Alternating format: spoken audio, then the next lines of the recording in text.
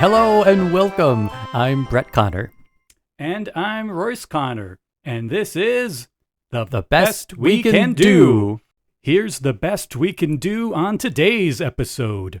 It's interview day here on The Best We Can Do. Yay!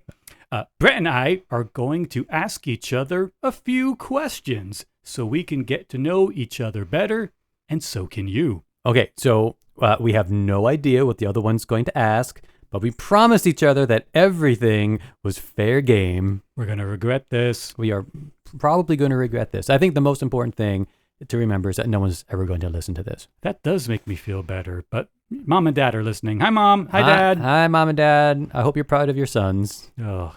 So, folks, you should know that we went back and forth to decide whether we tell our brother the questions we're going to ask, and we decided, no, we're going to ask it. We're going to be all spontaneous and everything. It's going to be good. I'm looking forward to it. I'm open book. I think this is your chance to ask me any those probing questions you've always wanted to know, especially like why don't I really like you that much? Which apostle is the hottest? It's a good question. It's not a good question. That's not one of my actual questions, but It's something for everyone to ponder. Okay. I think it's number 13. Oh, the mystery. The mystery apostle? You know they kept a boy somewhere. Ew, stop. No. Sorry. Get back on track. Get back on track. Sorry, Pope. Okay. Well, then, should we get into it? Okay. So right. Who's asking first? Brett, you get the first question. All right, I'm excited. Okay, here we go. And again, Royce has not heard this. Here we go. What would 10-year-old Royce think of 50-something-year-old Royce? You couldn't have said 40-something-year-old Royce? You had to put the 50 in there? Well, I could have said 60. All right, that's a wonderful question. I don't think 10-year-old Royce was an extremely impressive child, as most of my teachers would attest to. That's an accurate assessment, yes. I think, so when I was 10, I think that is when I first started to understand the nature of the power of words and language. So 10 years old, that's 5th grade. I've been in education a very long time.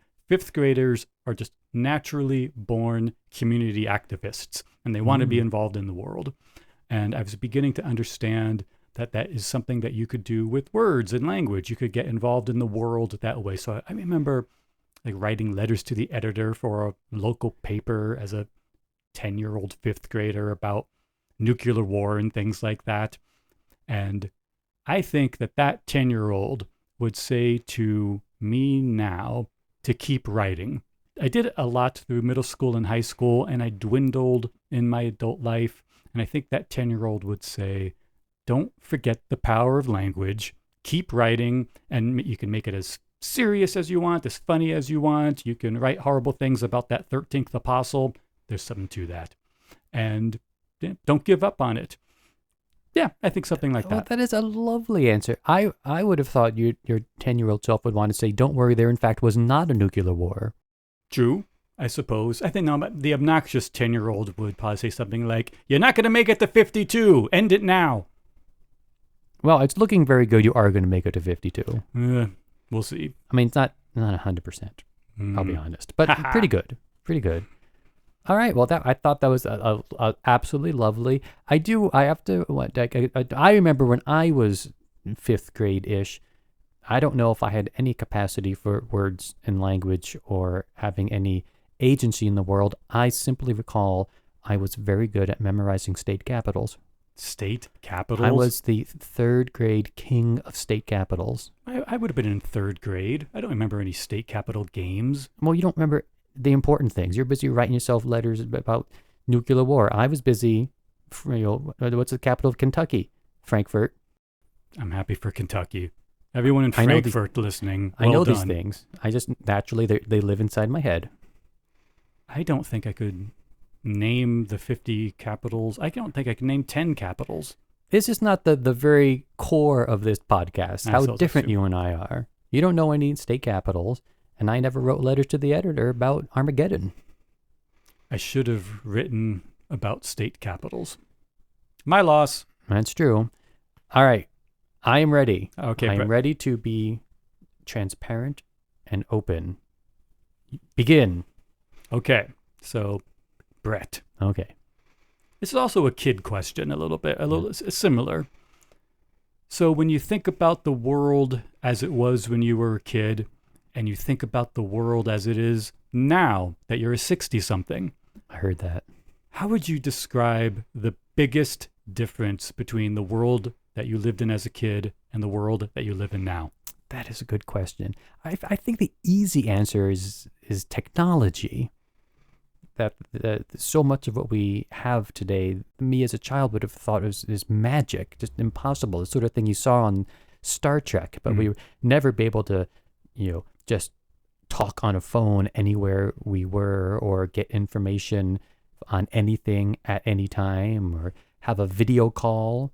Like I remember, remember in Aliens, that movie Aliens came out? It's one of my favorite movies. I love that movie. And there's that scene where Sigourney Weaver's talking to what's his name, and you can see him. He's on the little television. I thought, wow, that's just what an amazing thing that must be, and how commonplace that is today. The world has become Star Trek. Anything that Star Trek said was going to happen, it happens now. People talk to computers in Star Trek. We talk to computers now. People would tap something, some gizmo, and just start communicating with someone else. That's how people communicate now.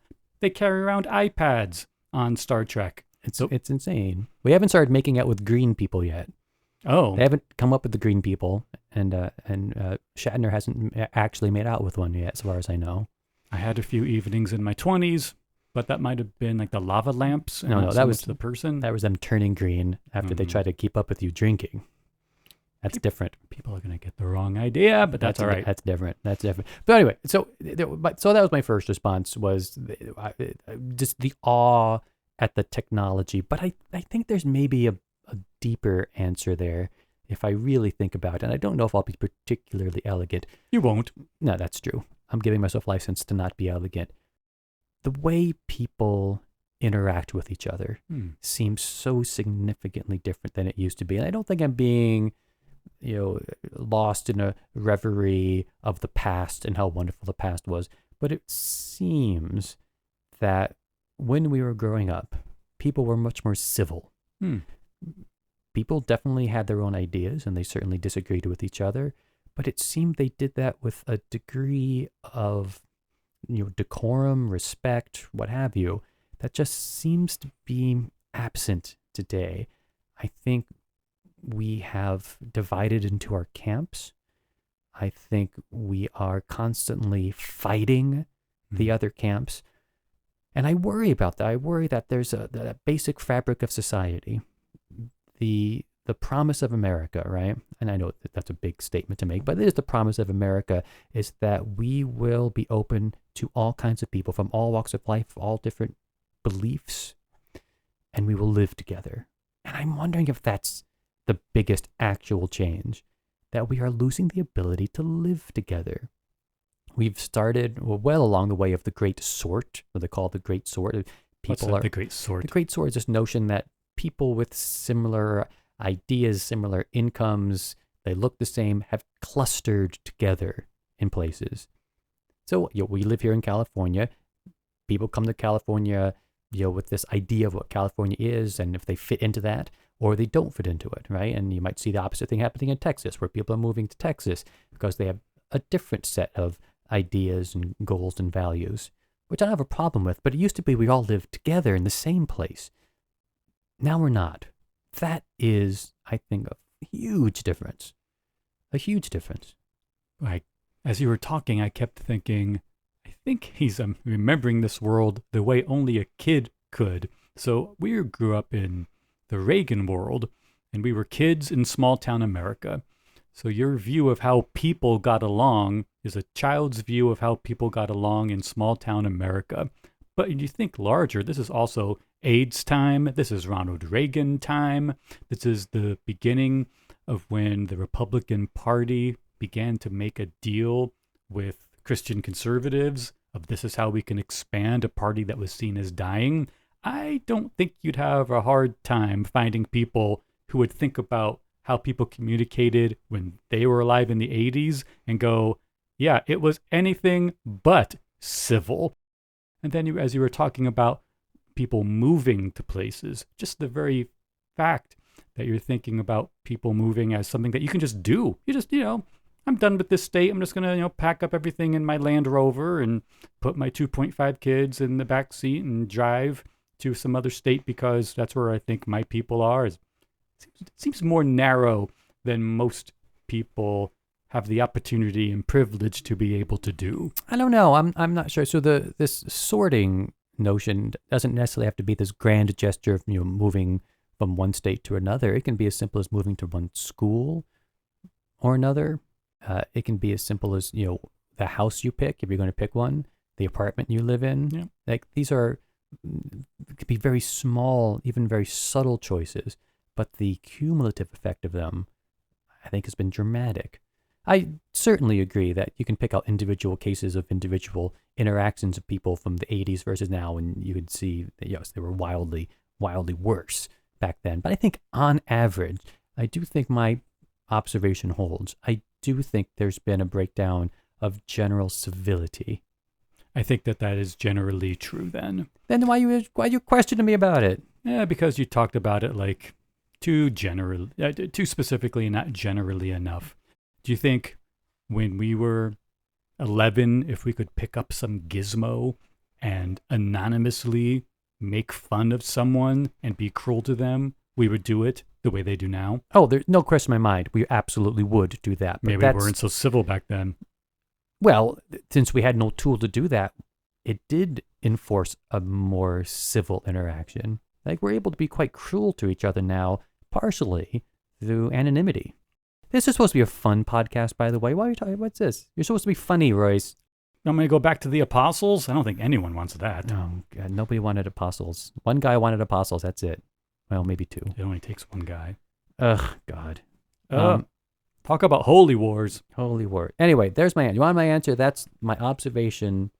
I like that. I like it. Thank you. We were nicer back then, and now we totally suck. We don't totally suck. We don't. It's just our interactions are different. We're okay, but the other people. Other people, thank goodness. Yeah. Why can't everyone just be more like us? Two is enough. Agreed. All right. I want to ask you a question. I'm here to ask you I'm ready. probing, insightful, yet entertaining questions. Probe me like my last biopsy. Oh, my, you wish. Okay. This is somewhat apropos to the prior question. What fascinates you about people? In general, what do you find fascinating about your fellow man? I love that question. That's not so much that I don't like people. Actually, most people I do like, or at least don't know well enough to decide whether I like them. I think I decided I'm more afraid of people. I'm afraid of strangers, and I don't like speaking in public. I have a lot of fear and anxiety in general. All right, okay, I have to stop. When you say you're afraid of other people, do you mean you are concerned about your physical safety around other people, or that they're going to judge you, or get into this notion? What's scary about others? I don't like interacting with strangers. It makes me extremely nervous. That's what I mean. I don't think anyone's going to beat me up generally. I'm not physically afraid of people. So sort of the social interaction is a little maybe intimidating. I do find it creepy. Today, I was in a situation where I was asked to volunteer at some event, and I went, and in my mind, I was excited because I was happy to help this socially important event. But then when I got there, I'm like, oh, right, there are going to be other human beings here. And it became a very big deal for me. So anyway, so in this is also what I find fascinating about people. I am constantly amazed at how people are simultaneously very, very strong and infinitely fragile. It is so easy to harm someone, physically or emotionally. A word can be devastating to people. So fragile. A slip on the wrong sidewalk, and someone can break a bone or something even more seriously. We're so incredibly fragile, literally and figuratively. And those exact same people who with a word can be hurt and can break a bone, all of us, we have incredible, boundless strength. We can tolerate so much. We can survive so much. And I find that fascinating about people. We can, the exact same person, you, me, anyone listening, we can be hurt so incredibly easily. We break so easily, and yet we have this incredible ability to be resilient and have resolve. And I find that fascinating about people. We are very, very weak and incredibly strong simultaneously. That is such an interesting observation, Royce. I love that. I mean, I do think, I mean, of course, it varies person to person, right? There are some people who aren't quite as resilient and don't snap back quite as much. And maybe they're aware of that, and maybe they're not aware of that. But I think it is generally true of people that they have deep capacity to be hurt and tremendous fortitude to heal. It's true.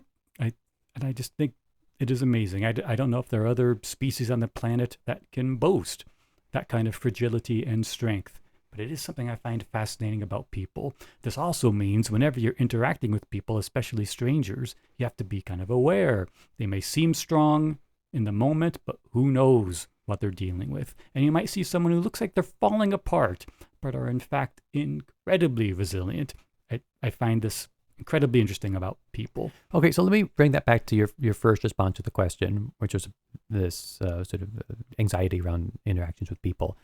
Do you find your personal resilience and fortitude somewhat dissipates in a human interaction, a social interaction? Oh, it completely falls apart. I become very self-conscious. I choose the wrong words. I feel like everything I'm doing and saying is either wrong or about to become wrong. Even when I'm making jokes and being jovial and being helpful, that I feel like things are going to fall apart at any minute, even if they haven't already. And there's nothing to do with the other person. It's all my anxieties. It's all in my head. Isn't that fascinating, though? Because even if things fell apart, and you do believe that people can come back together again. You've seen it a million times. Right. Yep. As you were talking about the person who's like fragile and falling apart, you take that person and put him in the middle of the forest and lost. That person survives way more often than they don't. It's incredible.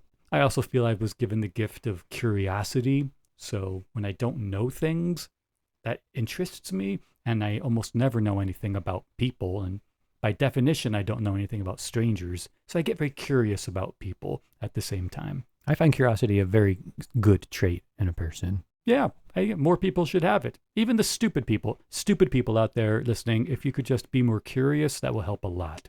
I mean, I think by definition, no one would listen to this and be stupid. Or maybe it's an act of stupidity to be listening. The 3 people listening right now are very smart. Hear that, people? You are smart and you are good.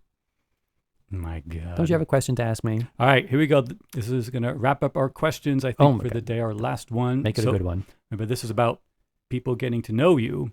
So you mentioned last time how you are dealing with cancer, and it's a big time, capital C, cancer. It's awful.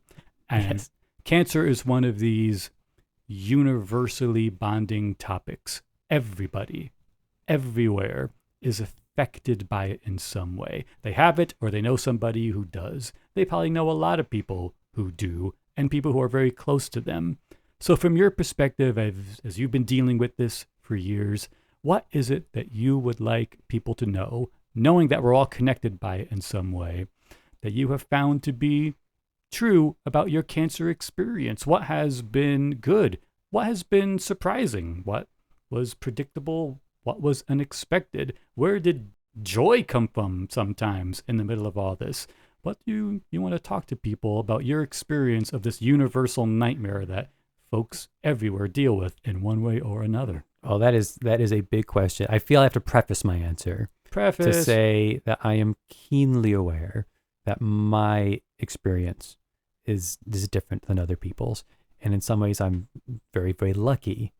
And not everyone in my situation has been so fortunate. True. I also want to say, Royce, you too have cancer, and I don't want to belittle that or say that we're on the same journey. It's different, of course, and we're in different phases. I think I just want to make it clear I'm answering just for myself. Sounds good. We can talk about my tumors later. Your tumors are absolutely boring. My tumors are boring. So Keep it that way. Just so everyone at home knows, like my nickname for Royce is Five. And every now and then, especially when I'm a little cross at him, I'll just call him Five. And the reason is the cancer we both have, if I may say, is prostate cancer. And when I had my first PSA test, a prostate-specific antigen test, where it was first discovered. You have to tell people what the scale is before you tell them what your number is. So if you don't know, like a normal number for a man about our age, 0 to 2.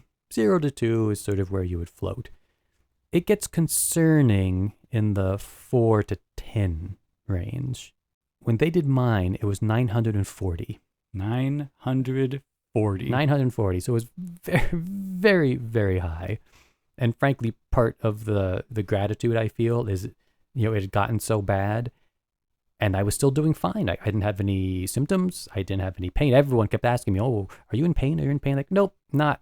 I've made it this far without knowing anything was wrong. But a few months after my diagnosis, I know, Royce, you went in and got your PSA test and it came back 5. And here's what I always thought was the sort of frustrating thing about that is that that's in the alarming zone, right? 4 to 10 is alarming. You're in it. You have cancer. Yet comparatively, compared to 940, please, there was probably 10-year-old me probably had 5. We needed like Goldilocks cancer, where your cancer was too high, my cancer was too low. We need someone coming in with that Goldilocks. We have to give Goldilocks prostate cancer. I don't know how you do that. I leave that to the storytellers. Well, maybe the bears, one of the bears at least, potentially. I think Papa Bear is a good choice. It would be Papa Bear. Anyway, if you had told me before the diagnosis, hey, Brett, how do you think you would respond if you were told you had stage 4 cancer? I think I would have told you that I would completely emotionally fall apart, that I would cry and I would scream and I would wail and woe is me, why is this happening? But I think that's what I would have said. I think the most shocking thing about going through this now for real, and it's very real, is I didn't. I never did that. Strength. I don't know what it is. Part of me thinks I'm just wired in a certain way. But the way I've always described my response to cancer was, this is happening to me. There are things we can do about it. Let's get down to business and do it. That is so much your personality in all aspects of your life. Well, I mean, what else are you going to do? Sitting around and crying and screaming is not going to help you in any way. That sounds good to me. And I don't, by the way, people listening, do not think that I have never been sad. I have been very sad. But when I'm sad, I've never really spent too much time being sad about myself. I am much more sad about my family. I am sad about the people that someday I might leave behind. And I say, like, at that point, all my troubles are over and theirs are going to begin. And that I find just intrinsically very sad. And of course, there's nothing I can do to help them at that time. In a way, they have it worse than I do. Nothing you can do to help them at that time, but there's lots you're doing to help them now. I hope so. And partially the reason I want to do this podcast was I think maybe some people out there who might be struggling, it doesn't even have to be cancer, but any illness, any concern, like maybe there's a glimmer of hope in there that they can know, like, look, you can go through this experience and it sucks. And a lot of it has sucked. Nobody ever enjoys chemotherapy, and I guarantee you that. But, I came through it. I did come through it.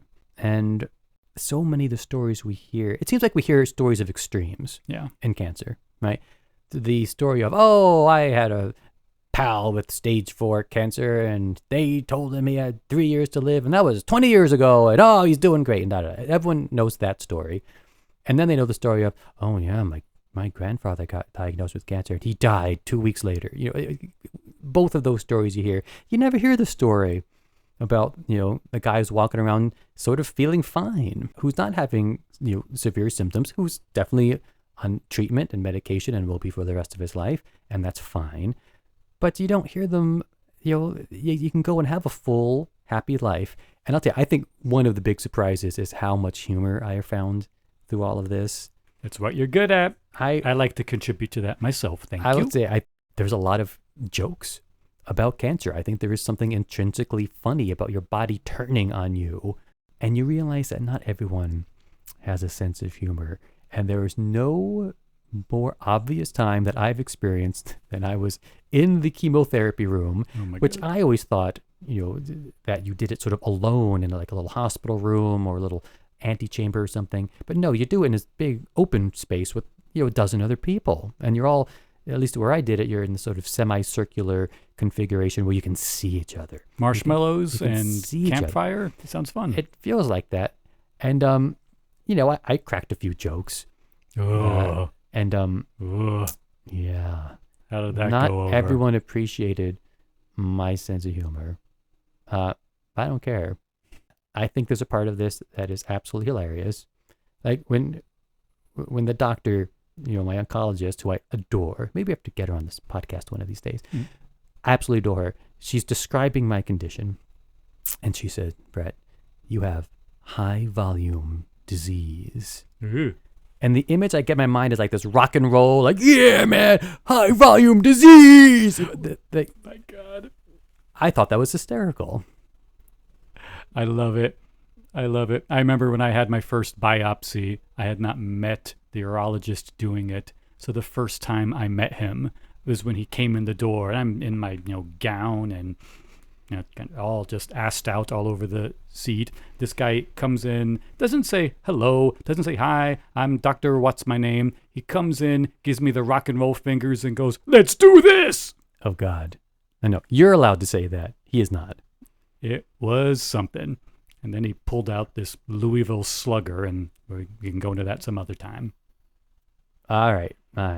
Well, I learned so much about you. I hope that people out there got to learn a little bit about us. If folks want to learn more, they can get in touch with us and let us know. But I think that we have become even closer because of today's conversation. Absolutely. I hope people learned a little bit about you. And may make up their minds about which one of us they like more, Royce. I like you more, too. Everyone liked Brett more. I get it. That's appropriate. Well, that will wrap things up for this episode. Thanks to our theme composer, Seth Weinstein. And thank you, besties, for spending time with us today. We know you're doing your best out there. We can't wait to see you again soon. Like and subscribe so we can stay in touch. And you can follow us on Facebook and YouTube and Instagram and X and Blue Sky. Find those links, other information, and email us at www.thebestwecando.com. For now, I'm Brett Connor. And I'm Royce Connor. Next time we'll try to do better. But for now, this is The Best We Can Do. Bye-bye.